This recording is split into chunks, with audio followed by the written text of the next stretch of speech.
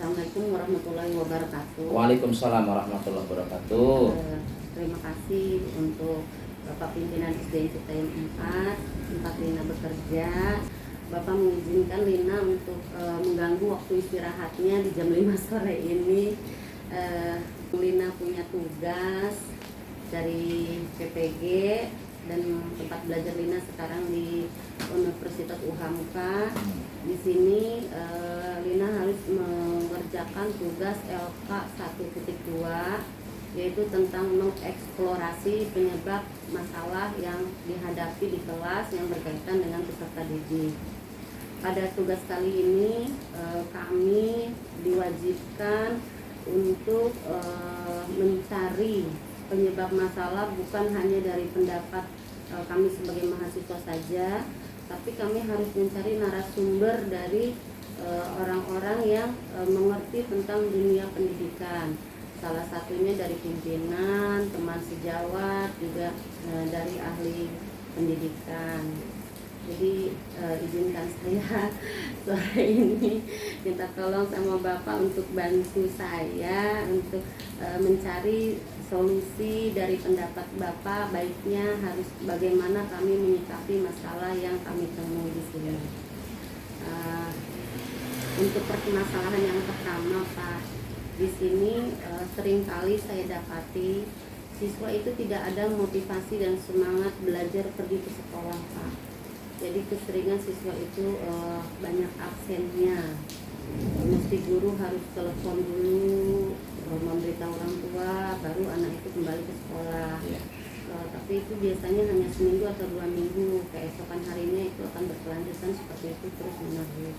Menurut pendapat Bapak, apa penyebabnya dan bagaimana kami sebagai guru harus menyikapi hal tersebut? Baik, terima kasih Bu Lina. Permasalahan yang diutarakan itu tentunya adalah terbelakangnya.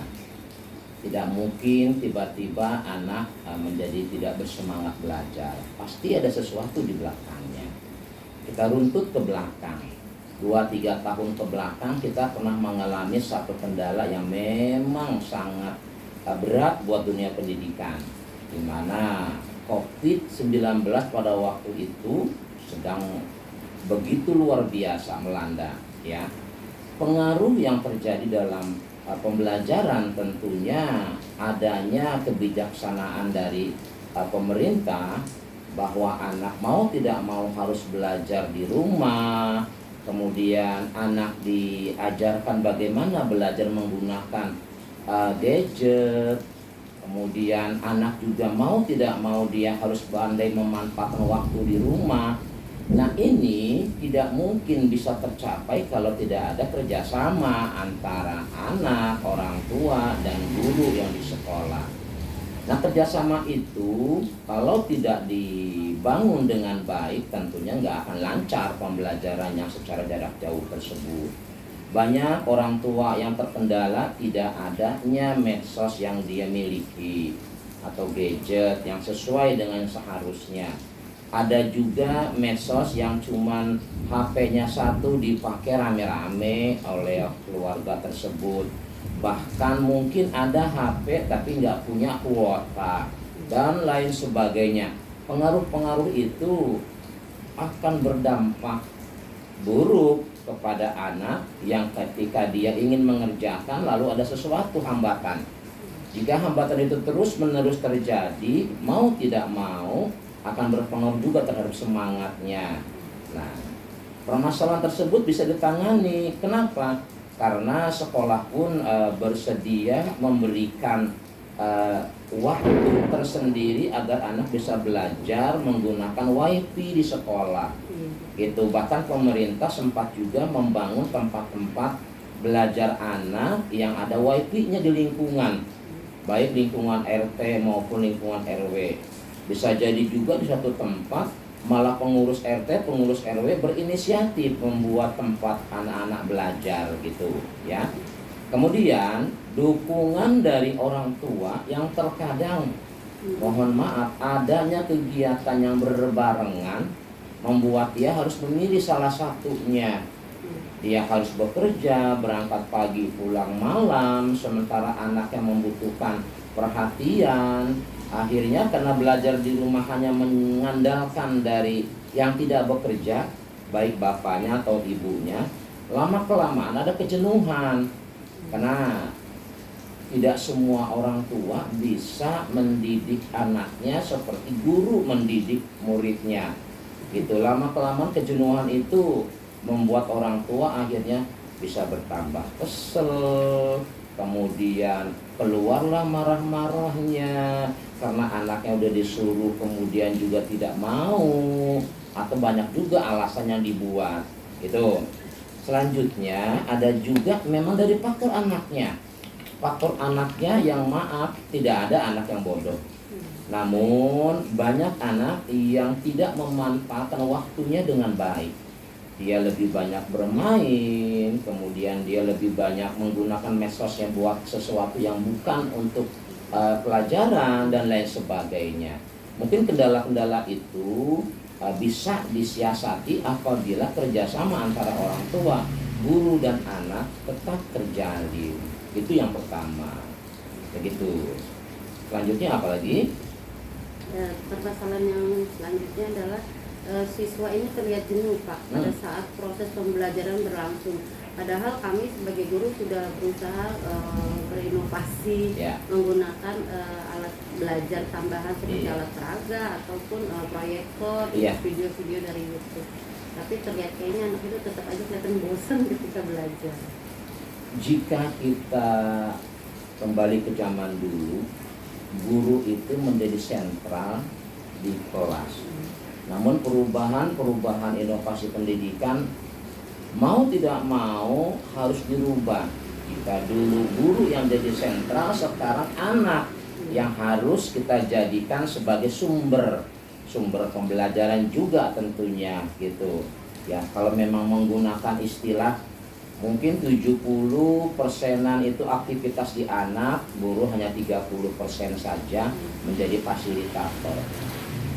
Aktif tidaknya anak tetap semuanya tergantung kepada guru, karena gurulah yang menjadi perancang kegiatan. Apabila rancangan kegiatan yang dia berikan itu menarik bagi anak, tentunya anak akan bersemangat di dalam mempelajari sesuatu yang diberikan oleh guru. Tetapi jika rancangannya itu membosankan, hanya informasinya disampaikan oleh guru saja, tidak ada timbal balik, yang seharusnya bisa dilakukan 2 arah bahkan 3 arah, dari anak ke anak, dari anak ke guru, dari guru ke anak, seperti itu, ditambah dengan bahan-bahan pelajaran yang memikat.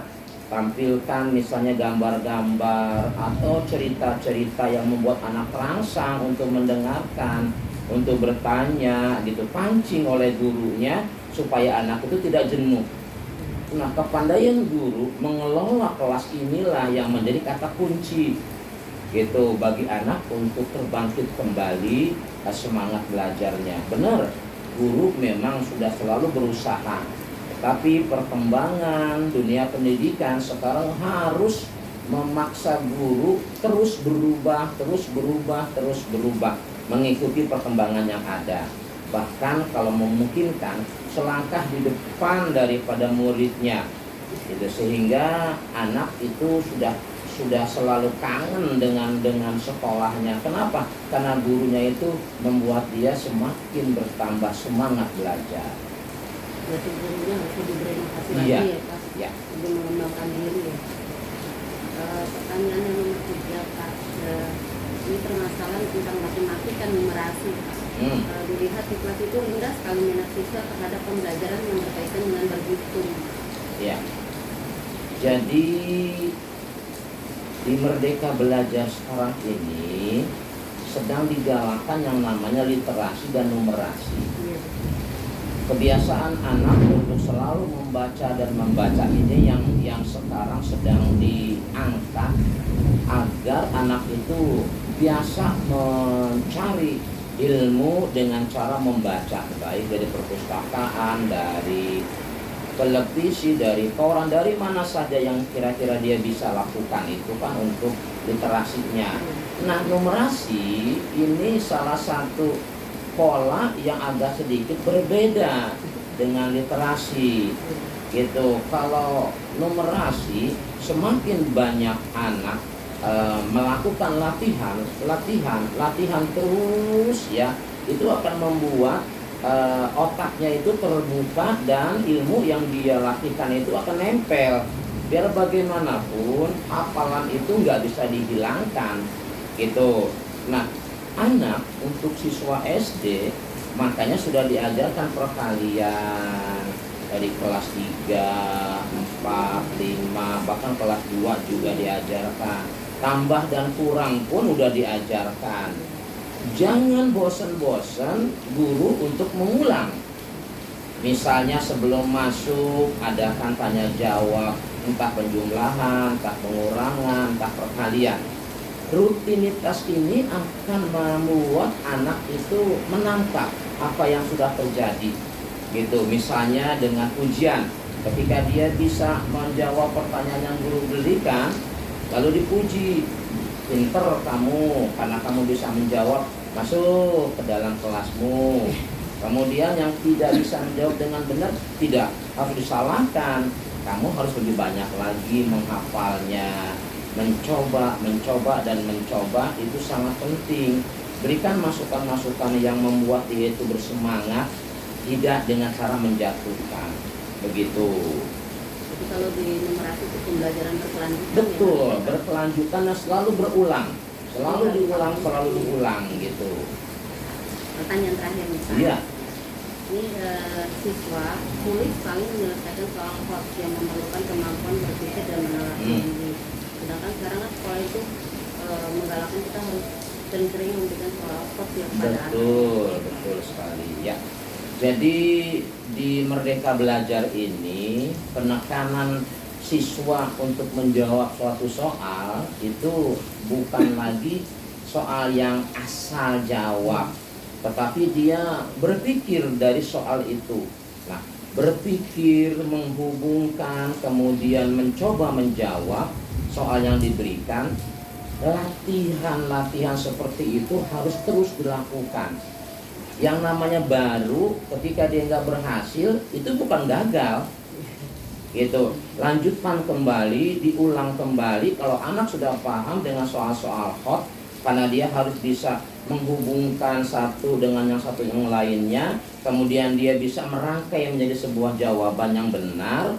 Itu yang dinamakan soal membutuhkan keterampilan yang tingkat tinggi gitu. Nah, gurunya tetap harus rajin membuat rancangan soal-soal, kemudian kalau langkah pertama gagal, lanjutkan langkah kedua. Langkah kedua sudah mulai membaik, ulangi lagi biar nanti anak terbiasa mengerjakan tugas yang menggunakan soal-soal hot.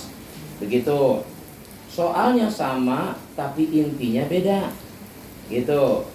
Biarkan anak paham dulu. Justru itulah sekarang ini antara literasi dengan numerasi itu sekarang sedang diangkat, sedang digalakkan agar anak itu bisa mengambil sebuah kesimpulan dari apa yang dia lakukan. Begitu. Terima kasih Pak untuk solusi dari permasalahan yang saya temukan. Semoga dari wawancara ini bisa saya ekspor lagi dengan masalahnya, saya rangkum jadi lebih baik lagi untuk tugas kakak 1-2 saya. Iya. Terima kasih Bapak untuk waktu sore ini. Sama-sama Bu Lina, Bapak senang Bu Lina mau belajar lagi, tambah semangat. Bapak yakin nggak ada yang susah selama kita memang masih mau berusaha. Lanjutkan. Terima kasih banyak ya Pak. Iya. Waalaikumsalam warahmatullahi wabarakatuh.